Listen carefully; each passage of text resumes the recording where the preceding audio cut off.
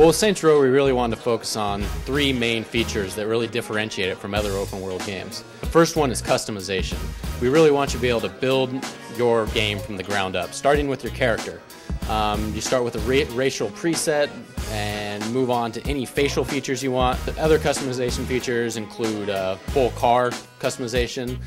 For example, you can take a cop car, drive it into the mechanic, strip it of every logo and any resemblance to a cop car and make it a whole new one. The second one is also the way we structure the game, the freedom to do what you want and progress through the game the way you want. We do that through something called respect. Now, in order to progress through the game and take part in the missions, through the story-based missions, you have to earn respect to do that. And you do that through a series of activities. There are 13 in total. Those include pimping, carjacking, being a hitman, and that will unlock the missions for 3 separate storylines. And the way you play those storylines are completely up to you. Third one, which we're really excited about, is multiplayer. Saints Row will be the first open world game to offer a real online multiplayer competitive experience. It's going to be 12 players through Xbox Live. It's a mode based. You can go online, form your own gangs. When you do that, you can choose colors, you can name your gang. So it should be pretty exciting to see what people come up with for that. We're excited to reveal more of that later in the summer.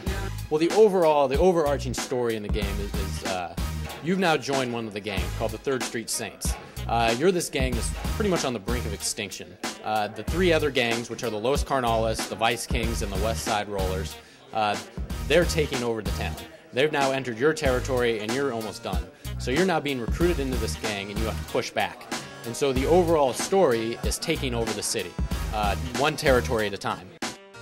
One of the really exciting things about the cars is that you can fully customize any one of them. So like I said earlier, you can take any car, drive it into the mechanic, and create whatever car you want. The weapons, you have full 360-degree control of the camera and the weapon. There's no lock-on system. There's, about 8 different types of weapons, including pistols, SMGs, automatics. You got your rocket launcher. And then there's different types of each type of weapon. So you got, 4 pistols. You got, a bunch of shotguns. So there's a large selection of weapons in the game. Yes, the game has all the action and fighting and driving and whatnot, but in terms of gore or blood, we really kept that to a minimum.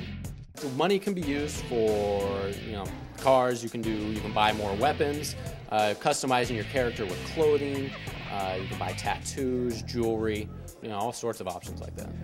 One of the interesting things, though, in terms of customization, is the clothing that you wear will actually give you more respect when you complete activities. So if you're dressed up in really nice clothing, you got all the gold chains, you're looking really cool, then you'll get respect multipliers. It's a fully streaming world, no load times. You can drive from one end of the city to the other. You can go in and out of buildings. There's no load times in the game once it starts.